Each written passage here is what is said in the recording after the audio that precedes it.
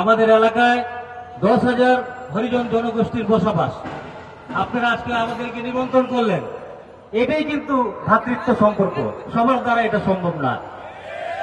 আপনাদের কাছে আমার অনুরোধ, সামনে আমাদের দুর্গাপূজা, আপনারা এই মঞ্চের মাধ্যমে যতজন উপস্থিত আছেন, আমি অনুরোধ করব এই পূজায় আপনারা উপস্থিত হয়ে আমাদের সম্পৃক্ততাকে ঐক্যবদ্ধ করে আমাদের মাঝে থাকবেন, এই আশা আমি আপনাদের কাছে প্রার্থনা করি।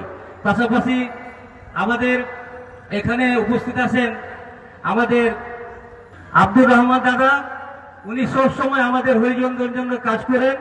আশা করি এবারকার পূজাও উনি আমাদের জন্য কাজ করবেন এবং ওনাকে কিন্তু আমাদের কলোনির সকলে কিন্তু হৃদয়ের ভিতরে ধারণ করে রেখেছেন। পাশাপাশি যতগুলা বিপদ আপদ সমস্যা হয় উনি আমাদের সাথে ঐক্যমত প্রকাশ করে থাকেন।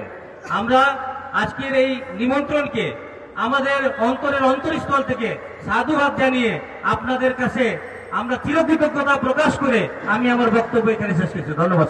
আগামী দিন ইসলামের হবে, যে ইসলামের মাধ্যমে স্বাধীনতার পর আমরা দেখিয়ে দিয়েছি কোন সংখ্যালঘু মানুষের অধিকার হরণ হয় না। এটা ইসলাম বলে যে সকল মানুষ, আমরা মানুষ, আদম সন্তান। এখানে আমরা সবাই বাংলাদেশের নাগরিক হিসাবে আমাদের অধিকার সমান। অতএব দল মত নির্বিশেষে সবাইকে আমরা আহ্বান করব, ইসলামী আন্দোলন বাংলাদেশ জেনুইন আসল একটি ইসলাম প্রতিষ্ঠার সংগ্রাম করছে। আসুন আমরা সেই ইসলাম প্রতিষ্ঠার সংগ্রামে সবাই ঐক্যবদ্ধ হই।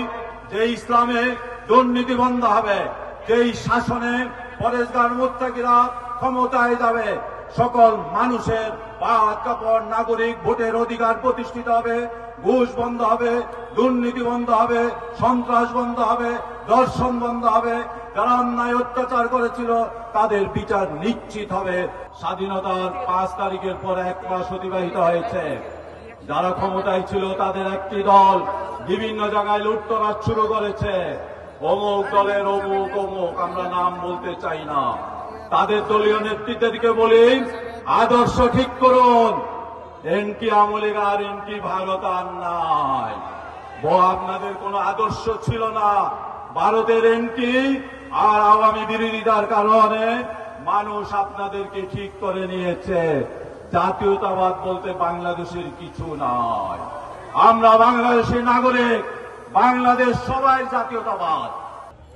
আপনারা যারা তৃণমূল পর্যায়ে বিভিন্ন ওয়ার্ড থেকে, ইউনিট থেকে আগত হয়েছেন, আমাদের বংশালবাসীর পক্ষ থেকে সবাইকে আন্তরিক অভিনন্দন ও মোবারকবাদ।